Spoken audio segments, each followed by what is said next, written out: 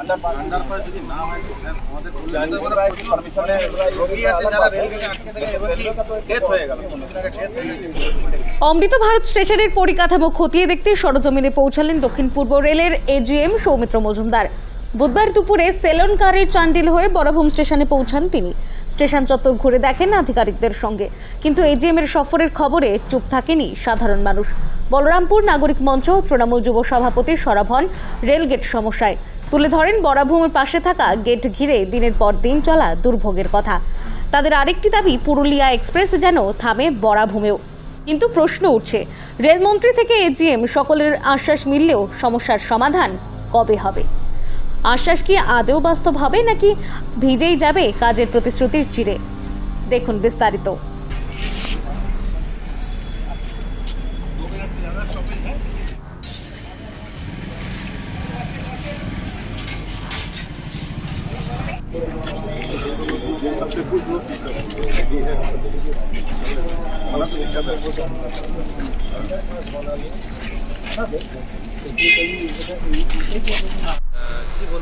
দেখুন, আমরাও দেখলাম, আমরা এখানে ছিলামও, রেলের উচ্চপদস্থ অফিসাররা অনেকেই এসেছিলেন।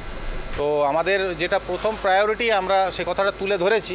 আমরা প্রথমেই বলেছি আমাদের আন্ডারপাসটার ব্যাপারে, কারণ এই আন্ডারপাসের জন্য আমাদের রেলের এপাশে যারা আছেন, যারা প্রথমেই রাঙাড়ি থেকে শুরু করে রসুলডি, হরিপালডি থেকে শুরু করে বাঘমুন্ডি থেকে পাটডি থেকে শুরু করে প্রচণ্ড অসুবিধার মধ্যে, যা অসুবিধা হচ্ছে আজকাল আমাদের রেলগেটের জন্য। আমি কিছুদিন আগে একটা লাইভেও বলেছিলাম যে রেলগেটের জন্য আমরা প্রচণ্ড অসুবিধার মধ্যে আছি।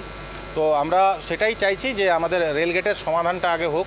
আমাদের একটা আন্ডারপাস খুবই দরকার, কারণ ছোট গাড়ি, অ্যাম্বুলেন্স, যেগুলোর জন্য মানুষের অত্যন্ত কষ্টের মধ্যে পড়তে হয়। আর তারপরে আবার এখন আমাদের এখানে জানেন গ্রীষ্মপ্রধান দেশ, এটা তো আর শীতপ্রধান দেশ নয়, গ্রীষ্মপ্রধান দেশ। এবার ধরে রাখুন প্রায় 9 মাসের মতো আমাদের গরম থাকে। এই গরমকালে রেলগেটের ওখানে ঘন্টার পর ঘন্টা দাঁড়িয়ে থাকা, কেউ বাচ্চা নিয়ে দাঁড়িয়ে আছে, কেউ নিজের ওয়াইফকে নিয়ে দাঁড়িয়ে আছে, সেটা যে কত কষ্টকর যারা এপারে আসা যাওয়া করে তারাই বুঝতে পারে। তো আমার চোখের সামনে এমনও ঘটনা ঘটেছে যে কিছু আমাদের পেশেন্ট সে মারা পর্যন্ত গেছে। জিনিসগুলো অত্যন্ত হৃদয় বিদারক এবং অত্যন্ত কষ্টের, চোখের সামনে এমনি দেখতে পাওয়াটা। তো সেই কথাটাই আমরা জানালাম আজকে। ওনারা এসেছিলেন অফিসাররা, আমার বড় বড় উচ্চপদস্থ অফিসাররা, ওনাদের কাছে জানালাম। ওনারা বললেনও যে জিনিসটা আমাদের নজরে আছে, এবার কীভাবে কী সমাধান করা যায়। ওনারা আগে যখন আমরা একবার ডেপুটেশন দিয়েছিলাম তখন বলেছিলেন যে আগস্ট মাস অবধি আমাদের এখানে কাজ শুরু হয়ে যাবে।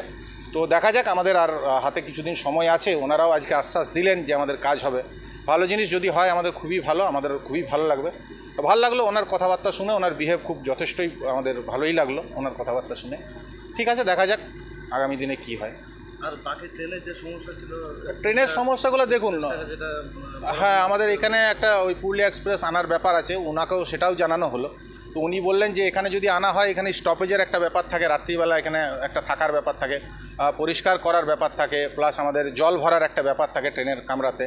তো সেই ব্যাপারগুলো এখানে যেহেতু প্রোভাইড নেই, এখন এখানে আমাদের সেই সুযোগ সুবিধাটা নেই, তাহলে সেই জন্য উনি বললেন যে এই ব্যাপারটা নিয়ে আমরা এখনও কিন্তু সেভাবে কোনো চিন্তাভাবনা করিনি। তো আমাদের প্রথম প্রায়োরিটিই ছিল রেলগেট। রেলগেটের নিয়ে আমরা যা সমস্যায় পড়েছি, আমরা প্রথম প্রায়োরিটিই দিয়েছি রেলগেটটাকে। দেখা যাক রেলগেটটা নিয়ে উনি যেটা বললেন, ওনার কথাবার্তা শুনে আমাদের ভালোই লাগলো। সমস্যার সমাধান হলে আশা করি বলরামপুরবাসী হিসাবে সবাই উপকৃত হবে এবং যারা রেলগেটের ওপাশে আছেন তারাও সবাই উপকৃত হবেন এবং অত্যন্ত সত্যি মনের থেকে তারা ধন্যবাদ জানাবে, এইটুকু আমি বলতে পারি। আমি সুপ্রিয় মুখার্জি, বলরামপুর ব্লক যুব তৃণমূল কংগ্রেসের সভাপতি।